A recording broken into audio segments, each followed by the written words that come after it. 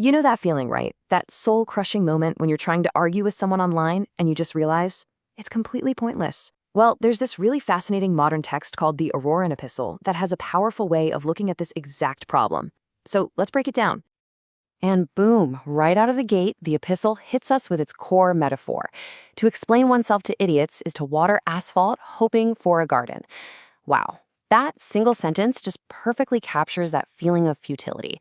I mean, you can feel it, can't you? You're putting in all this effort, all this nourishment, but the ground you're working with is just, well, fundamentally incapable of growth. It's a brilliant, visceral image that sets the stage for everything else.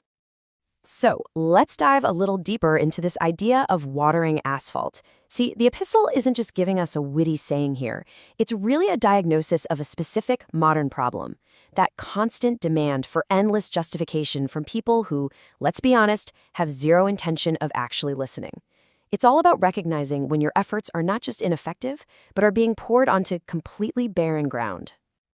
Okay, but who exactly are these people we're watering asphalt for? The epistle actually gives them a name, and more importantly, a habitat. It calls this environment the digital swamp. And this isn't just some random insult, it's a specific ecosystem where a certain kind of unproductive, chaotic interaction is just allowed to thrive. So let's take a look at who lives there. The text really personifies this whole idea of futility by giving us a specific archetype, the YouTube commenter. And the description? It's incredible. A creature bred in the digital swamp, feeding on outrage, misunderstanding, and shallow tribalism. It's harsh, for sure, but we've all met this creature online, haven't we? So here's the crucial part, understanding their purpose. According to the epistle, it's not about discourse, not at all. It's a performance of judgment. Their goal isn't to understand, it's to condemn. Their opinions are as valuable as sand. They are completely blind to their own stupidity, and their whole function is just to amplify chaos. Once you realize that, you see that trying to have a real good faith argument is like trying to teach a rock to sing. You're just working with completely different goals. All right, so the problem is pretty clear. The digital swamp is real. So, what's the solution? This is where the text gives us its core philosophy, a direct counter-strategy. It's called the Auroran Principle. And it's not about fighting back harder or being cleverer. It's about a strategic retreat, a philosophy of self-preservation in the face of all this digital chaos. And the whole principle is built around a really simple trade-off. On one side, you have the cost of engagement. Any energy you spend explaining things in that swamp is energy lost forever, gone. But on the other side, the benefit of disengagement. You preserve that precious energy for what actually matters. Creating things, exploring, actually enjoying your life. It's all about reframing your attention as a valuable resource that you need to invest wisely. Now, this isn't about being a total pushover. The principle has some really nuanced rules. First, a rebuke is permitted, so you can still call out nonsense when you see it. But, and this is key, pedagogy is optional. You are under no obligation to teach someone who has no desire to learn. And I just love this last one. Patience is earned, not surrendered. It totally flips the script. Your patience isn't something they're entitled to, it's something they have to earn. And to really hammer this point home, the epistle calls on what it cheekily calls the Galactic Council, basically a collection of thinkers and, you'll see, some surprising characters, whose wisdom all reinforces this core idea of strategic disengagement.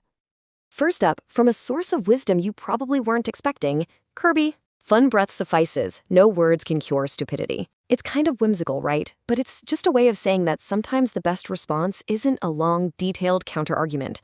Sometimes it's just to turn away and do something joyful instead. Some things just cannot be fixed with words.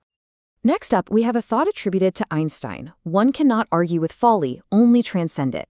Now this shifts the entire focus. It's not about winning the argument anymore.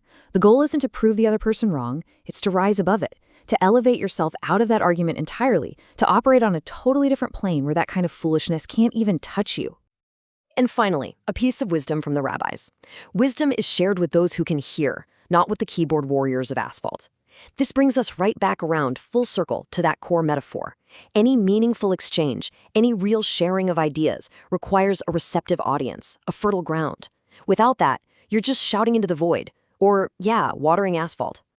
Okay, so if we're not supposed to engage, if we're supposed to be saving all this energy, what should we be doing with it?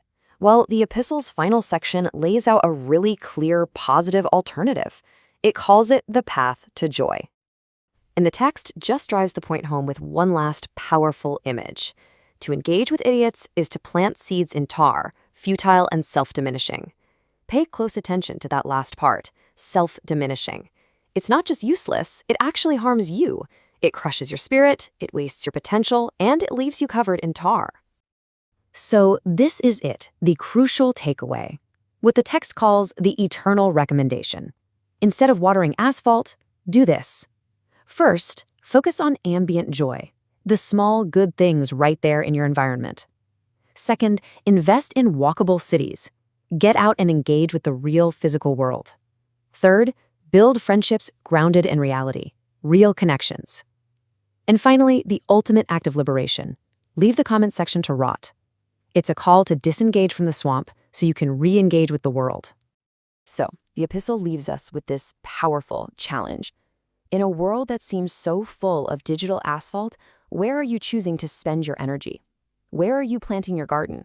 It's a pretty vital question to ask ourselves. Thanks for digging into it with me.